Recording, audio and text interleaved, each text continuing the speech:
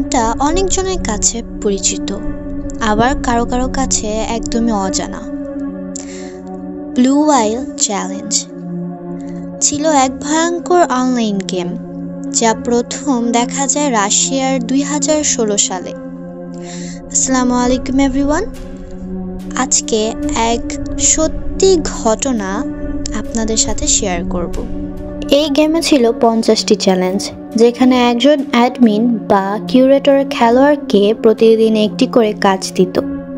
শুরুর দিকের কাজগুলো ছিল সহজ, যেমন ভোর 4টায় ওঠো বা ভয়ঙ্কর ভিডিও দেখো, কিন্তু ধীরে ধীরে কাজগুলো হয়ে যেত বিপজ্জনক এবং শেষ নির্দেশ ছিল নিজের জীবন নেওয়া।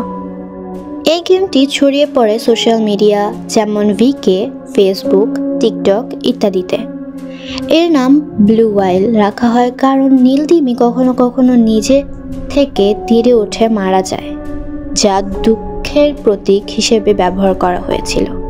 পরে এই গেমটি সব দেশ থেকে নিষিদ্ধ করে এবং মানুষকে সতর্ক করে। তো এবার আসি গেম যে তৈরি করেছে। অনেক রিপোর্টে বলা হয়েছে যে এই ব্লু ওয়াইল গেমটি তৈরি করেছিল রাশিয়ার এক স্টুডেন্ট, নাম ছিল ফিলিপ বুদেইকিন। তিনি দাবি করেছিলেন গেমটি বানানোর উদ্দেশ্য ছিল ডিপ্রেশনে ভোগা মানুষের সমাজ থেকে সরানো। এই কথাটা ছিল খুবই ভয়ঙ্কর এবং অমানবিক। পরে রাশিয়ার পুলিশ তাকে গ্রেফতার করে এবং জেলে পাঠায়।